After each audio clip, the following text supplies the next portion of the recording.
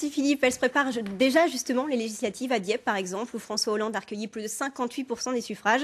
La ville est restée fidèle à ses convictions de gauche et déjà dans chaque camp politique, on se prépare à cette nouvelle bataille. Raphaël D et Jérôme Beg.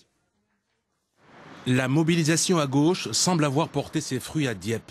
François Hollande est arrivé en tête dans la cité portuaire.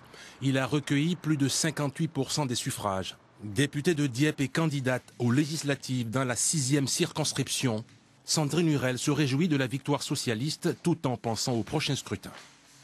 Il arrive en tête avec plus de 1400 voix d'écart ici sur la 6e circonscription. Donc on voit bien qu'aujourd'hui il est déjà au travail et nous sommes à ses côtés pour continuer à mobiliser, à convaincre et à expliquer les réformes que veut mettre en place François Hollande. Et pour mettre en place ces réformes, François Hollande il a besoin d'avoir une majorité à l'Assemblée nationale. Le Front de gauche savoure lui aussi la victoire de François Hollande, mais le maire PC de Dieppe ne perd pas de vue les législatives.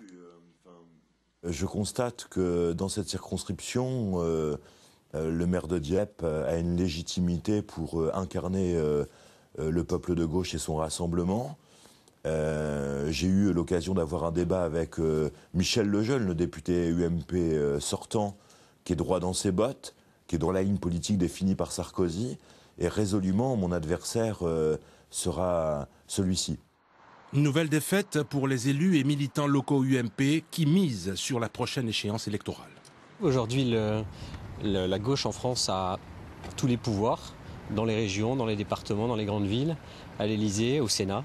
Et donc c'est important que l'UMP soit rassemblée, unie et mobilisée pour les élections législatives. Après la présidentielle, chaque parti politique se concentre sur les élections législatives les 10 et 17 juin.